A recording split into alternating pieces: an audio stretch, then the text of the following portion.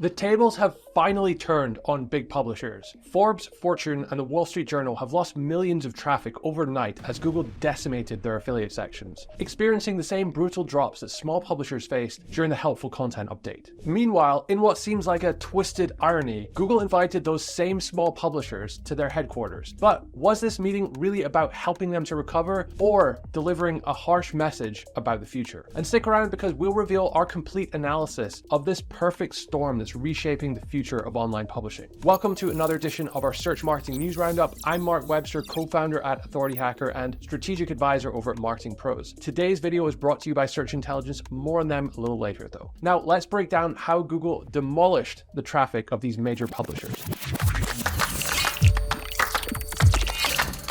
For the past few years, big sites like Forbes, CNN, and Fortune published tens of thousands of mediocre pages, yet Google would instantly rank them at the top of its results. Well, that's all changed now. We've previously covered the story of the penalty that Forbes Advisor, it's a subset of Forbes.com that publishes much of their affiliate content, where we looked at how they lost 24% of their traffic in less than a week. Check that video out here if you haven't already seen it, but they ended up losing over 5 million monthly page views. Worse still, it was the real money-making sections that primarily got hit, so sections like health, credit cards, banking, and car insurance. But Forbes Advisor wasn't just any casualty. They were the canary in the coal mine. Their downfall signaled that Google was finally doing what many SEOs have been calling for, addressing the elephant in the room of big publishers dominating search results in topics that were way outside their expertise. Think about it for a sec. Should a business publication really be your go-to source for health advice? Google finally doesn't think so anymore. And this wasn't just a minor algorithm tweak. This was Google sending a clear message to the entire publishing industry. What's particularly striking is the surgical precision of this hit.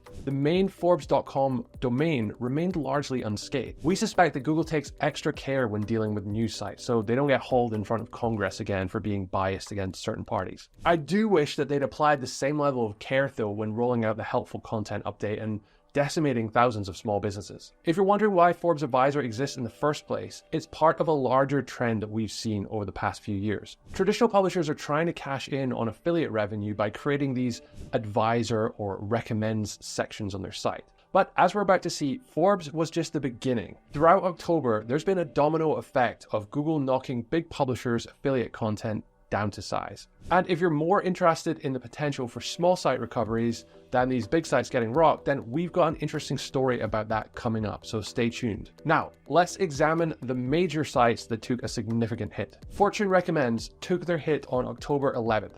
Their search visibility went from 1.3 million visitors at the start of October to 535,000. That's a 60% drop in under a month. MarketWatch Guides got hit with a 1-2 punch. After a minor traffic hit in the August core update, they dropped off a cliff in October. Their traffic fell from 3.8 million monthly visitors in July to 1.2 million now. That's over a 60% decline. The Wall Street Journal's buy side saw a similar pattern. After a minor dip in the August update, they experienced a major drop on September 27th. Their traffic decreased from 817,000 monthly visits to 203,000. That's a 75% reduction. CNN Underscored was affected too, though less severely. Already impacted by the August core update, they saw their traffic drop from 3 million to 2.1 million monthly visits, about a 30% decline. Forbes Health experienced a compound effect. Their August core update dropped their visibility index from 12.8 to 8, and just as they began recovering, the second hit brought them down to 2.5. Their traffic reflected this, falling from 4 million to 1.4 million monthly visits. AP News Byline and Timestamp saw impacts even before the August update. AP News' Byline traffic fell from 721,000 monthly visits to under 200 visits, though they've since recovered to about 20,000. Timestamp experienced an even more dramatic decline, going from 1.1 million monthly visits at the start of 2024 to nearly zero traffic today. Google is usually silent about traffic losses like this, but they actually responded when asked about these big sites getting hit. We'll analyze their response in a bit, but first, a quick word from our sponsor. Search Intelligence.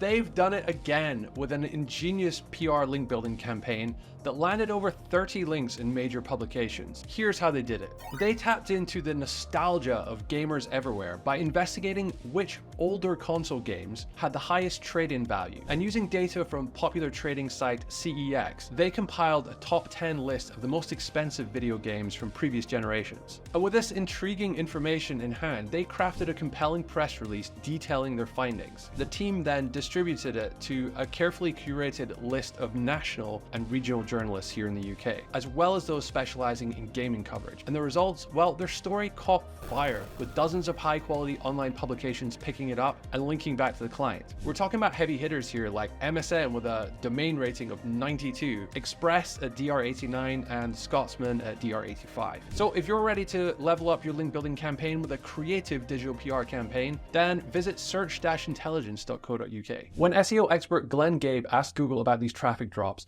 their response raised more questions than answers. According to Google, this isn't even the site reputation abuse algorithm in action. Instead, they're improving their system to understand if a section of a site is independent or starkly different from the main content of the site. The pattern is clear though. If you're a major site with an affiliate subfolder built to capitalize on your domain authority, but your affiliate content goes too far off your main topic, you might be next. These sections are falling much in the same way that small affiliate sites did during the helpful content update. This situation has sparked intense discussion in the SEO community.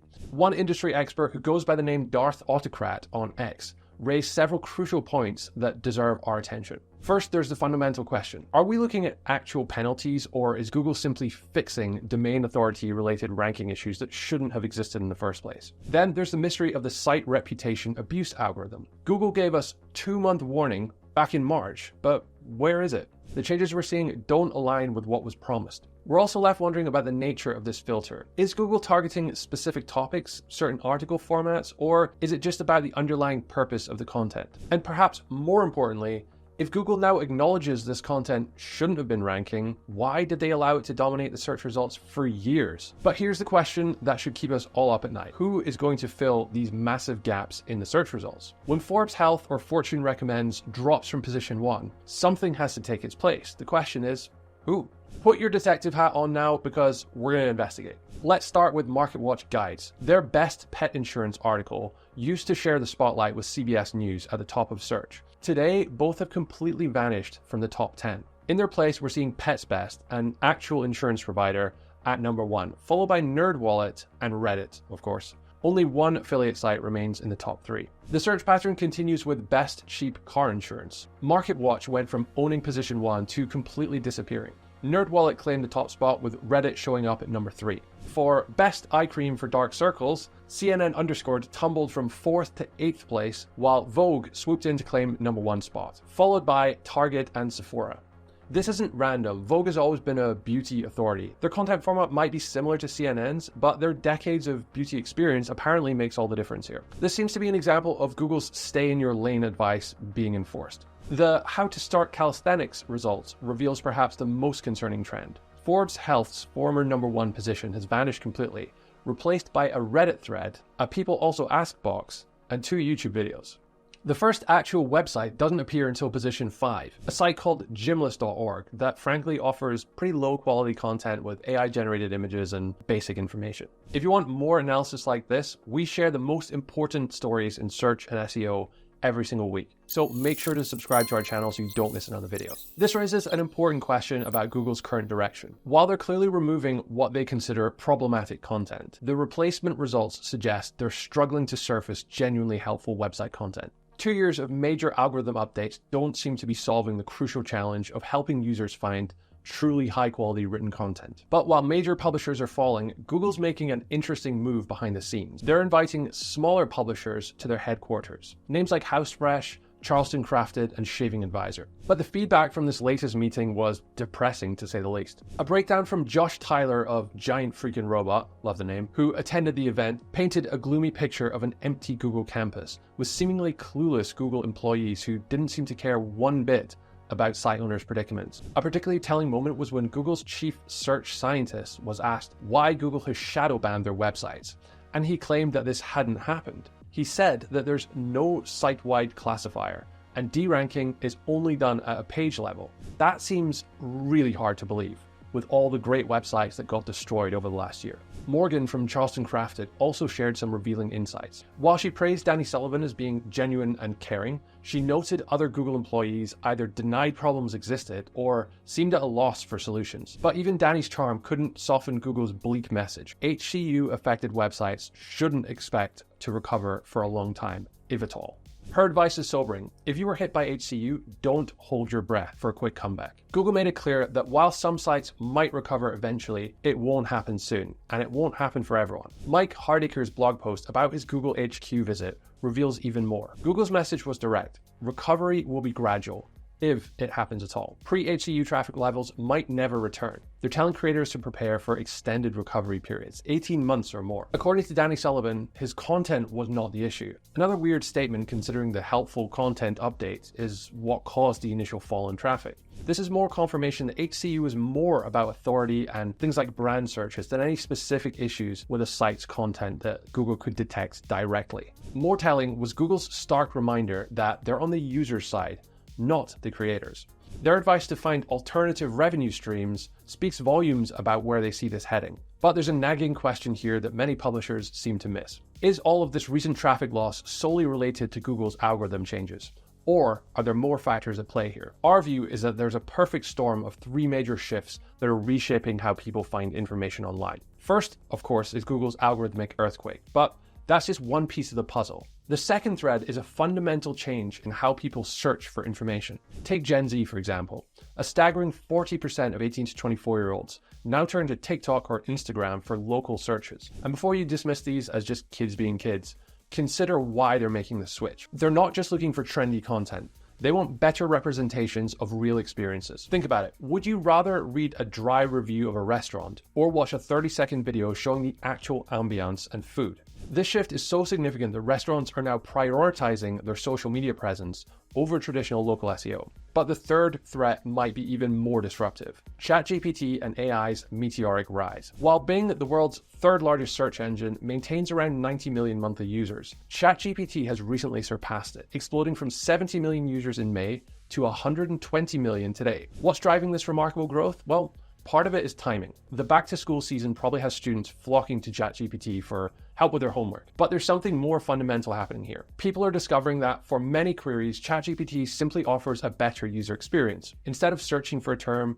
picking a source based on limited information, and scrolling through a bunch of irrelevant content to try and find the specific answer you're looking for, they can just ask and instantly get exactly what they need. Search, as we've known it for the past 20 years, is becoming outdated. And these recent traffic trends from ChatGPT show average users are slowly shifting their habits. SEO expert Lily Ray's experience perfectly illustrates this. She still uses Google for specific tasks, finding local businesses, navigational searches, and image searches. But for complex informational queries, she's increasingly turning to ChatGPT. Though interestingly, she notes these tools often complement each other, with ChatGPT answers frequently leading her back to Google for verification. We agree with Lily. We don't think Google is completely dead per se, but it's losing steam, and some of its users are being replaced by better tools. That largely includes informational queries many publishers used to rely on for traffic. And while Google's AI overviews are not really slowing down the migration of many queries to chatbots, they still do reduce the CTR to sites on queries where people still do use Google. Unfortunately, things will only get worse on the AI overview front. It was initially launched to 7 countries, but will be expanding to over 100 as we speak, and will be available to 1 billion users by the end of the year, with many languages supported. This expansion isn't surprising given Google has reduced the cost of generating AI overviews by more than 90%, while generating better outputs than they had, especially in the early days. There's also been a concerning but expected user behavior change. According to a Twitter poll by Lily Ray, 36.8% of people who have had access to AI overviews reported that they click through to organic results less often. But what does that mean for the future of search? Let's look into some concrete examples. For starters, this transformation is hitting affiliate SEO particularly hard. The volatility is unprecedented. Traffic trends are continually declining, and it's becoming increasingly difficult to justify the ROI. While affiliate marketing through SEO isn't completely impossible, making a business case for it is getting harder and harder every single day. This has made it almost impossible for new players on limited budget to enter the market. For example, many queries like Best X used to be the playground of affiliates just 2 short years ago, but you'll be hard pressed to find any affiliate results anymore. Now it's mostly social platforms like Reddit, e-commerce sites, and local businesses. Another issue is that publishers aren't just losing steam on Google. Google itself is losing steam on the internet. The expansion of AI overviews combined with the migration of informational queries to chatbots is creating a double impact. Small publishers got hit first, and now we're seeing major publications taking significant hits too. Take NerdWallet, for example. During their latest earnings call, their CEO admitted Q3 was brutal as far as some of the headwinds we faced in organic search, especially in highly commercial areas. This shifting landscape is already forcing big publishers to pivot. Take The Verge, for example. They're experimenting with multiple podcasts, newsletters, and paid subscriptions. Given the recent losses we've covered, it wouldn't be surprising to see giants like Forbes making similar moves in the coming months. Google's response to all this has been interesting. Those creator meetings we mentioned earlier, well, they're starting to look more like damage control than genuine problem-solving sessions. It almost feels like palliative care for a dying business model, especially as informational queries continue shifting to chatbots. Google's playing a dangerous double game here, though. While schmoozing small publishers in PR-friendly meetings, they're simultaneously gutting those creators' traffic with aggressive updates and AI overviews. It's like a Jekyll and Hyde act, pretending to care while fighting for survival by cannibalizing the very publishers they claim to support. Talk about biting the hand that feeds you. So what's the key lesson here? Well, we think the days of being a utility site that people simply pass through are numbered. Building and monetizing your own loyal audience isn't just important anymore, it's crucial for survival. You need traffic you can control, not traffic you have to hope for. It's time now for our debate of the week. Do you think Google's outreach to small creators is a genuine attempt at positive change, or is it just a clever PR move? We look forward to your thoughts in the comments below. We really do read them all every week. And if Google's got you feeling down, why not check out our new training on an easier way to make hundreds of dollars a day online by reviewing products without having to have a website. This is completely free, and I'll put a link in the description below. And of course, if you liked this video, then you'll definitely like this one over here, so go check that one out.